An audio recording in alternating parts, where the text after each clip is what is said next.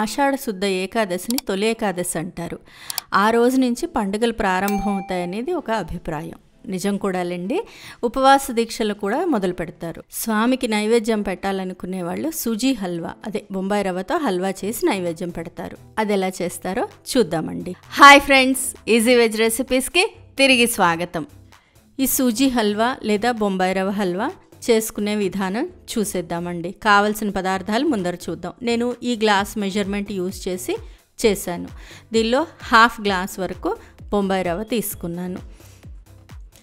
అంతే పంచదార తీసుకోవాలి. బొంబాయి రవ్వ ఎంత తీసుకున్నామో అంతే పంచదార తీసుకోవాలి.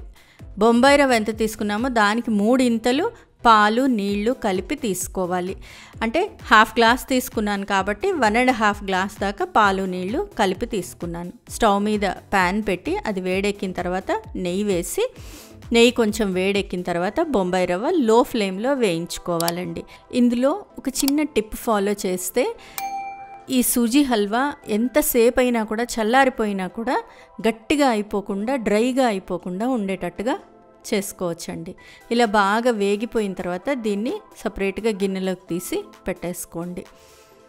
గిన్నెలోకి తీయగానే ఇంకా వేడిగానే ఉంటుంది బొంబాయి రవ్వ సూజీ. దానిలో పంచదార ఈక్వల్ ప్రపోర్షన్లో పంచదార తీసుకొని వేసేసి ఒకసారి కలిపేయండి. ఇలా వేడి తగలడం వల్ల పంచదారకి చిన్న పాకం వచ్చేస్తుంది. దానివల్ల ఆరిపోకుండా ఉంటుంది ఎంతసేపు అయినా కూడా, చల్లారిన తర్వాత కూడా. నాకు ఈ టిప్పు మా అమ్మ చెప్పారు. అమ్మ ఇలాగే చేస్తుంది. మళ్ళీ స్టవ్ మీద ఒక చిన్న బాణలి పెట్టి అది వేడెక్కిన తర్వాత దానిలో కొద్దిగా నెయ్యి వేసి, నెయ్యి వేడెక్కిన తర్వాత జీడిపప్పు కొద్దిగా వేగాలి. కొంచెం రంగు మారుతున్నప్పుడు కిస్మిస్ వేసేసుకోండి. ఇవి ఇలా వేయించి పక్కన పెట్టేసుకోవాలి. తర్వాత మళ్ళీ స్టవ్ మీద బాణలి పెట్టి వెడల్పాటి గిన్నె, బాణలి అని అక్కర్లేదు, ఏదైనా వెడల్పాటి గిన్నె పెట్టి అందులో కొద్దిగా నీళ్లు వేసి ఆ నీళ్ళలో ఈ పాలు నీళ్లు కలిపి ఉంచుకున్నాం కదా అది కూడా వేసేసేయండి. పాలు ఆల్రెడీ కాగి ఉంటే తొందరగా కాగిపోతాయి. ఇవి ఇలా కాగిపోయిన తర్వాత పాలు కొంచెం పొంగు వచ్చేస్తాయి. అలా పొంగు వస్తున్నప్పుడు అప్పుడు దానిలో బొంబాయి రవ్వ, సూజీ వేయించి పెట్టుకున్నాం కదా, సూజీ పంచదార కలిపి ఉంచుకున్నాం కదా అది, అవి 2 ఇలా పొంగు రావాలన్నమాట. ఇలా పొంగు వచ్చేసిన తర్వాత సూజీ పంచదార కలిపి ఉంచుకున్నది, అంటే బొంబాయి రవ్వ పంచదార కలిపి ఉంచుకున్నది వేసేసి కలిపేసుకోవాలి.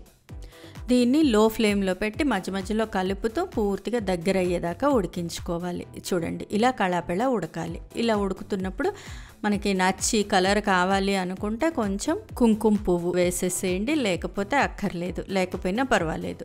బట్ నెయ్యి మాత్రం వెయ్యాలి. ఒక 2 to 3 టేబుల్ స్పూన్ నెయ్యి వేసి మళ్ళీ కలపాలి. అలా కలుపుతూ ఉండాలి. నెయ్యి విడవాలి. మొత్తం సూజీ హల్వా దగ్గరగా ఉడికిపోయిన తర్వాత గిన్నెని విడిచేసేసి ఇలా వచ్చేసేయాలి. ఇలా వస్తున్నప్పుడు అంతదాకా వేయిస్తూ ఉండాలి. ఇలా వచ్చిన తర్వాత కొంచెం ఇలాచీ పౌడర్, యాలకుల పొడి అది కూడా వేసేసి ఒకసారి బాగా కలిపేయాలి. ఇంతే, అయిపోయింది.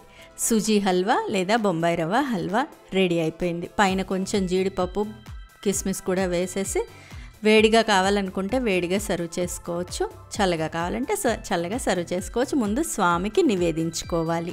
ఫ్రెండ్స్, ఈ రెసిపీ మీకు నచ్చినట్లయితే మీరు ట్రై చేయండి. మీ ఇంట్లో వాళ్ళకి టేస్ట్ చేసి చూపించండి. ఎలా వచ్చిందో నాకు కామెంట్ బాక్స్లో కామెంట్ చేయండి. ఫ్రెండ్స్, ఈ వీడియో మీకు నచ్చినట్లయితే ప్లీజ్ లైక్ చేయండి, షేర్ చేయండి. ఛానల్ సబ్స్క్రైబ్ చేసుకొని వాళ్ళు ఛానల్ సబ్స్క్రైబ్ చేసుకోండి. ఆ బెల్ ఐకాన్ క్లిక్ చేయడం మాత్రం మర్చిపోకండి. మరో మంచి రెసిపీతో మళ్ళీ మీ ముందుంటాను.